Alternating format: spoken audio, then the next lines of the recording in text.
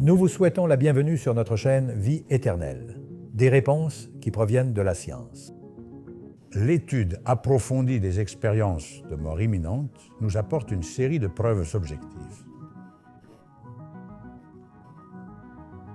Et d'autres types de preuves à base scientifique qui nous permettent d'affirmer que la mort physique n'est pas la fin de notre existence, mais qu'après la mort physique, notre véritable identité continue dans une autre situation énergétique.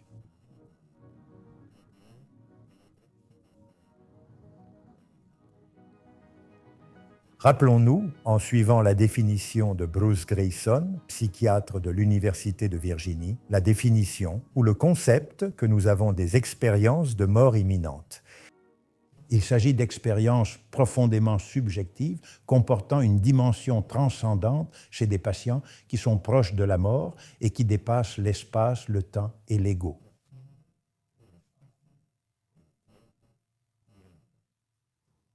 Aujourd'hui, c'est avec une immense satisfaction personnelle que j'ai le plaisir de vous présenter mon ami, le docteur José Morales. C'est un médecin qui possède une grande expérience dans le domaine des expériences de mort imminente et je suis absolument certain que sa contribution nous aidera à approfondir encore davantage notre compréhension de ces phénomènes. Docteur et ami José Morales, c'est pour moi, je le répète, une grande satisfaction de t'avoir aujourd'hui parmi nous. Et je le répète une fois de plus, je suis certain que ton expérience et tes connaissances sur les semis serviront à approfondir et à mieux comprendre l'intensité et la physiopathologie des expériences de mort imminente. Merci beaucoup d'avoir accepté cette aimable invitation. Je te remercie sincèrement de m'avoir invité sur ta chaîne. C'est non seulement un grand plaisir, mais également un véritable honneur d'être présent à tes côtés et de pouvoir contribuer à la diffusion de tous ces contenus. Merci beaucoup, José. Très brièvement, voici un petit résumé du parcours professionnel de mon ami José Morales. Le docteur José Morales est né dans la ville de Lérida. Il a obtenu son diplôme de licence en médecine et chirurgie à l'université de Lérida au sein de la faculté de médecine. Il est spécialiste en médecine familiale et communautaire. Il est titulaire d'un master en médecine d'urgence, d'un master en psychothérapie comportementale et enseigne dans des masters de médecine familiale. Bien. Et cette petite introduction faite, nous allons entamer une série de questions et de contacts entre lui et moi sur les expériences de mort imminente qui, je le répète, je crois seront hautement importantes pour une meilleure compréhension des expériences de mort imminente. Ami José, as-tu déjà vécu à un moment donné une expérience de mort imminente? Et si oui, combien de temps cela fait-il? Oui, effectivement, j'ai vécu une expérience de mort imminente. Je l'ai vécue il y a presque 2 ans et demi. Et c'était à une époque, une période très heureuse de ma vie, c'est-à-dire à une époque où je ne m'attendais absolument pas à ça, mais c'est arrivé. Est-ce que tu avais déjà eu une expérience en rapport avec les EMI ou était-ce ton tout premier contact avec ce phénomène si transcendant? Bien. Il est aussi intéressant, nous aimerions savoir quel a été le déclencheur. Logiquement, les expériences de mort imminente qui impliquent un manque d'irrigation cérébrale. Quel a été le déclencheur dans ton cas de l'expérience de mort imminente? Pourquoi est-ce arrivé? Moi, depuis un certain temps déjà, j'avais une arythmie cardiaque qui parfois se décompensait et me causait des problèmes. Et bon, dans ce contexte, quand j'étais, comme je disais, à une période très heureuse de ma vie, je vivais dans un endroit, un lieu qui pour moi est un véritable rêve, qui est le delta de l'Èbre. Je travaillais au centre de soins, je me sentais vraiment bien, très bien accepté, très bien. Et je me sentais vraiment bien dans mon travail. Puis un jour, alors que je m'étais couché pour la sieste, en me levant, j'ai perdu connaissance. Et à partir de là, tout s'est déclenché.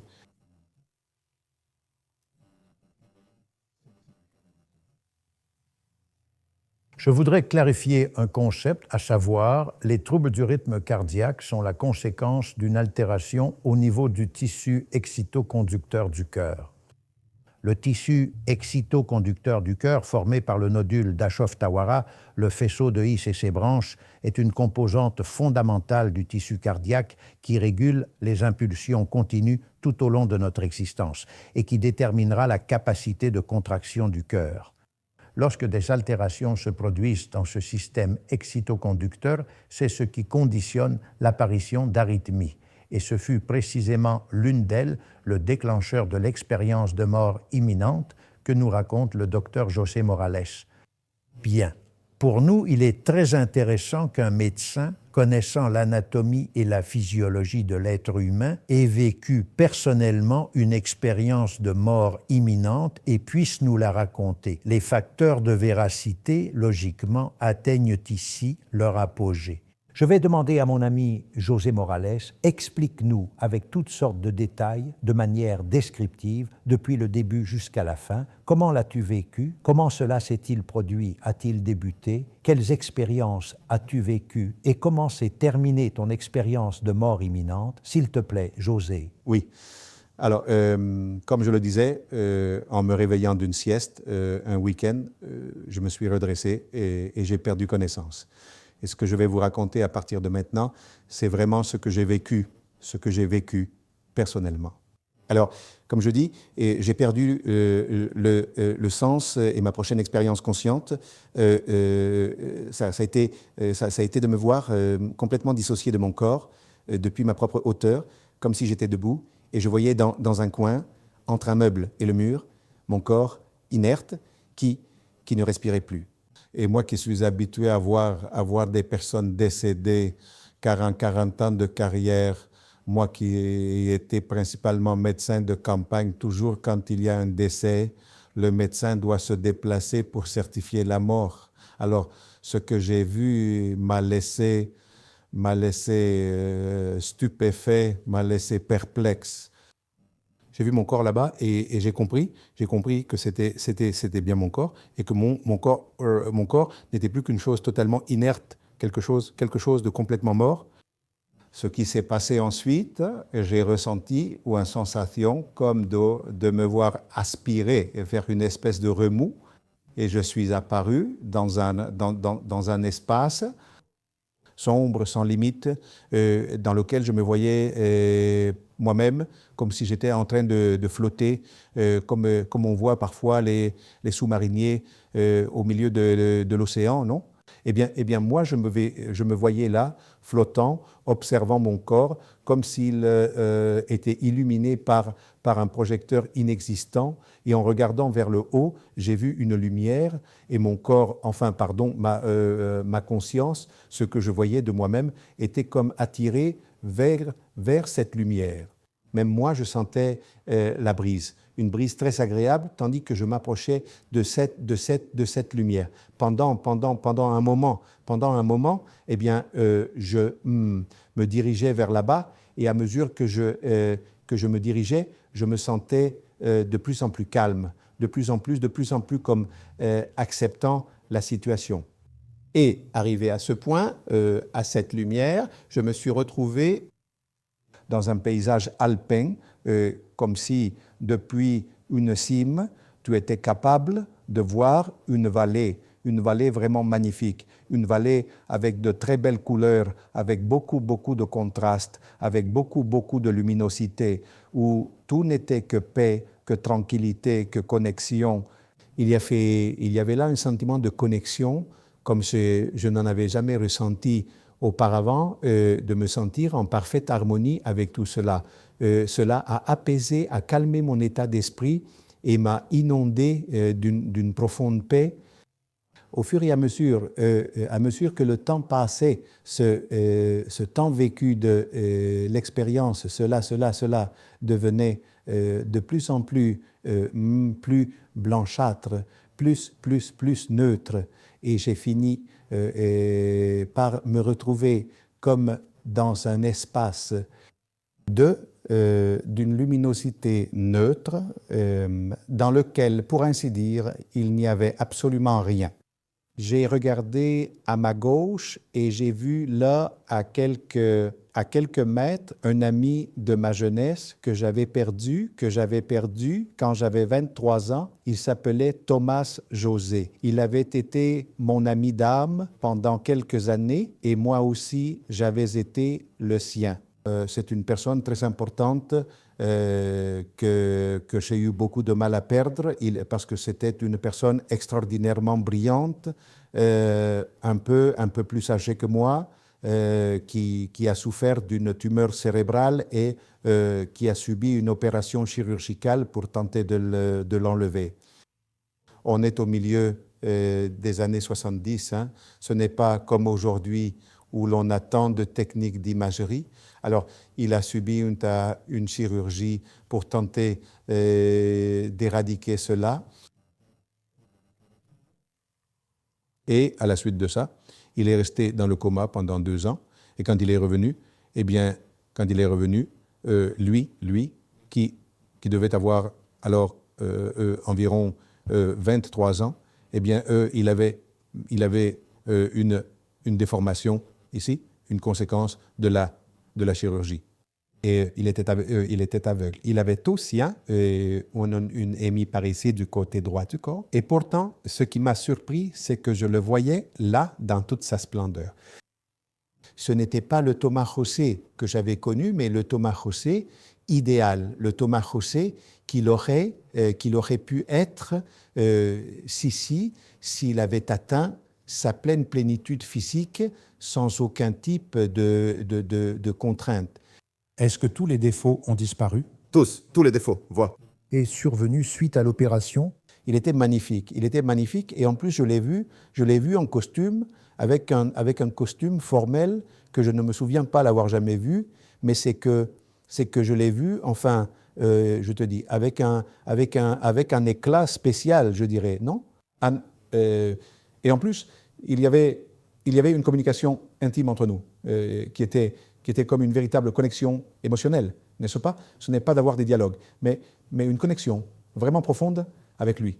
J'ai ressenti une grande joie et j'ai eu l'impulsion d'aller l'embrasser, mais il m'a dit en quelque sorte, ne m'embrasse pas, suis le processus. Et je n'ai pas compris cela à ce moment-là. Plus tard, avec l'expérience, oui, et je comprends, aujourd'hui, je comprends que si je l'avais accepté, je n'aurais probablement pas pu revenir. C'est-à-dire, quand j'en ai pris conscience, je ne pouvais pas me remémorer ce moment sans une larme. Aujourd'hui, j'ai vu une telle générosité de sa part, un amour si grand, si inconditionnel, qu'il était capable de renoncer à me serrer dans ses bras alors que je savais qu'il le désirait ardemment, peut-être pour me laisser la possibilité de revenir, ou du moins cela faisait partie de cette démarche, et bien je l'ai écouté. Alors, j'ai regardé à ma droite et il y avait un être de lumière. Un être de lumière, il était vraiment grand.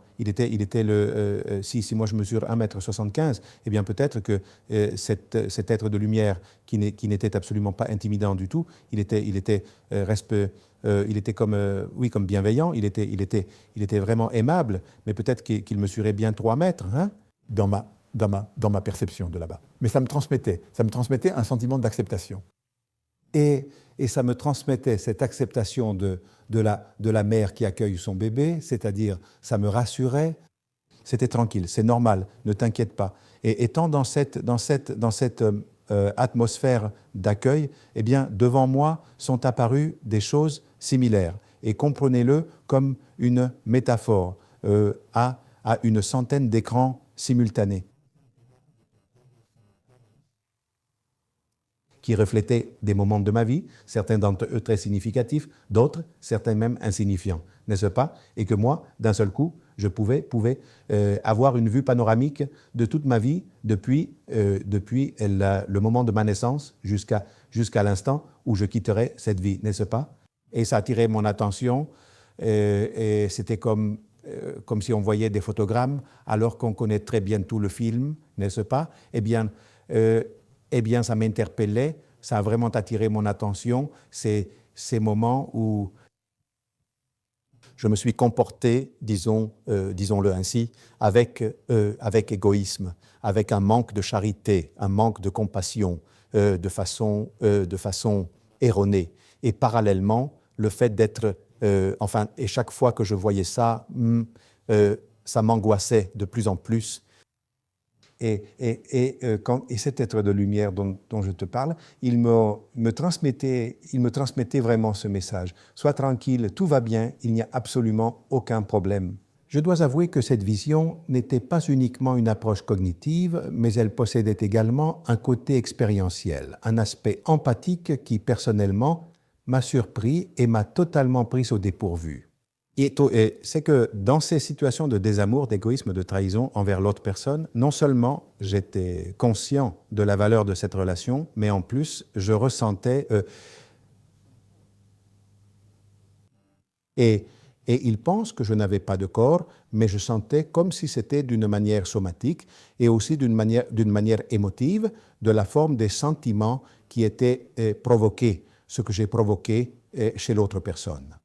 C'est-à-dire, moi, c'est comme si je recevais en moi-même l'effet que j'avais provoqué chez l'autre, et tout ça de façon tout à fait simultanée. Mais j'insiste, parce que je n'arrive pas à l'expliquer, mais c'est vraiment comme ça, aussi bien d'un point de vue émotionnel. Vous savez, les sentiments de l'autre personne, la déception et tout ce qui va avec, que d'un point de vue purement physique. La boule au ventre, la sueur des mains, ce profond mal-être. Cela m'a vraiment fait me sentir très mal, car j'ai pris conscience de toutes mes erreurs. Pendant ce temps, cet être de lumière me transmettait un message. Rassure-toi, ce n'était que ton ignorance. Tu n'es pas jugé, c'est-à-dire, mais d'une manière très émouvante. Moi, je le traduis en mots. C'était d'une intensité extraordinaire, et moi j'ai pensé, il faut que je revienne, je veux arranger ça. Une pensée m'est venue. Il faut que je nettoie mon karma. C'est devenu comme une chose qui a occupé tout mon esprit, absolument tout.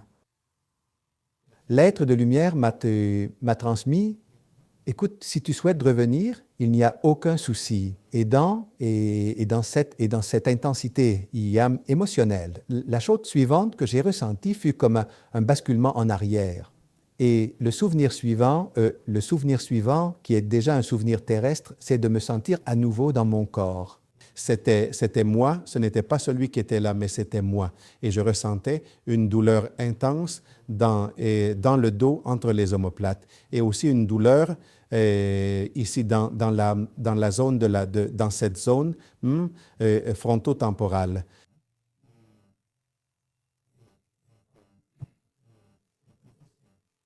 Avec tout l'inconfort que j'éprouvais, j'étais, je le répète, qu'une pause enfermée du mieux que je pouvais. Quand je suis sorti de cette situation et en rampant, je suis allé au lit et j'y suis resté quelques minutes pour essayer de me ressaisir, mais une pause pour mettre de l'ordre dans toute cette expérience que j'avais vécue.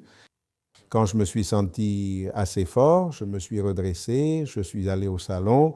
Là, ma femme était et elle m'a dit « Dis donc, tu as un sacré chichon sur la tête. » Et je lui ai dit « Oui, c'est que dans l'obscurité, je me suis cogné et je m'en suis sorti comme j'ai pu de cette situation.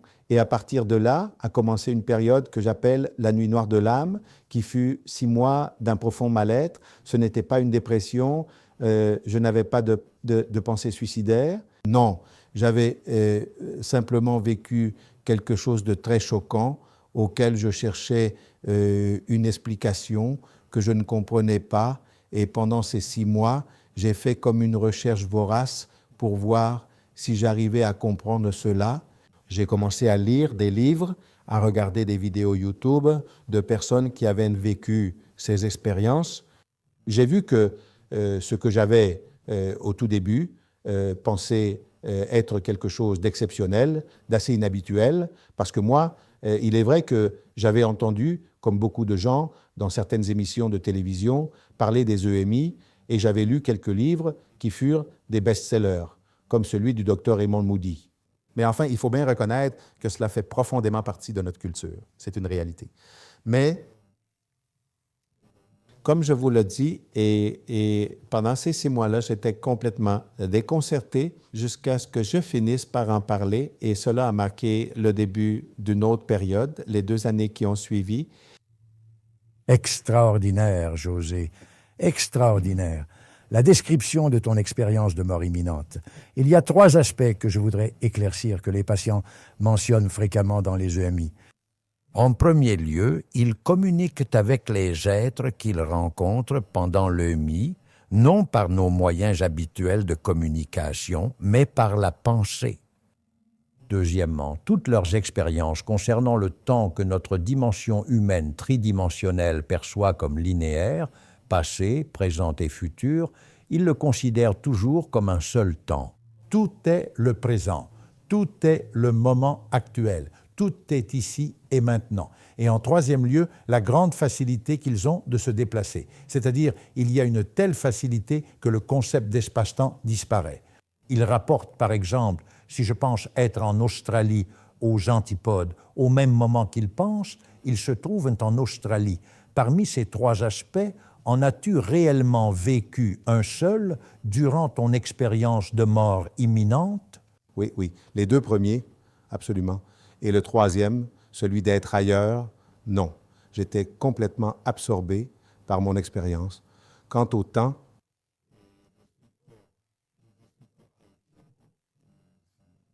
que tu évoques, je voudrais apporter une précision que je pourrais appuyer par des références bibliographiques, mais je me contente de le mentionner, et c'est que l'EMI, survient chez des personnes qui vivent ce phénomène, un phénomène complexe comme celui que j'ai relaté bibliographiquement. Il a été constaté que cela commence à apparaître entre 15 et 20 secondes après l'arrêt cardiaque, et c'est alors que le processus débute. D'autre part, il est également un fait que dans un environnement extra-hospitalier, sans aucun type de support de réanimation cardio-pulmonaire, sans aucune manœuvre de défibrillation, après environ 40 secondes, le cœur qui est à l'arrêt, si on ne le soumet pas à une défibrillation, il ne retrouve plus aucun rythme, ni sinusal, ni même un autre. Alors, je dois dire que je suis conscient que ce qui s'est passé en temps terrestre n'a duré que 20 secondes. À partir du moment où je commence à avoir le CM, jusqu'au point maximal où j'étais défibrillable naturellement, sans aucune intervention ou mesure externe, eh bien, dans ces 20 secondes, au maximum,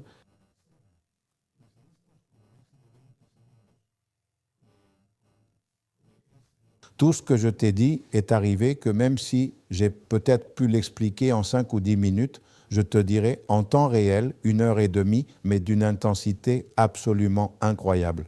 Et concernant le premier point, celui de la communication, je te dirais que ce n'est pas seulement une communication basée sur la transmission de contenu par la pensée, mais, d'après ma propre expérience, c'est quelque chose qui est totalement absent de la pensée cognitive normale du langage, et c'est en fait une connexion émotionnelle absolument formidable. C'est-à-dire, non seulement je savais ce que pensait Thomas José, mais j'étais aussi connecté à son émotivité.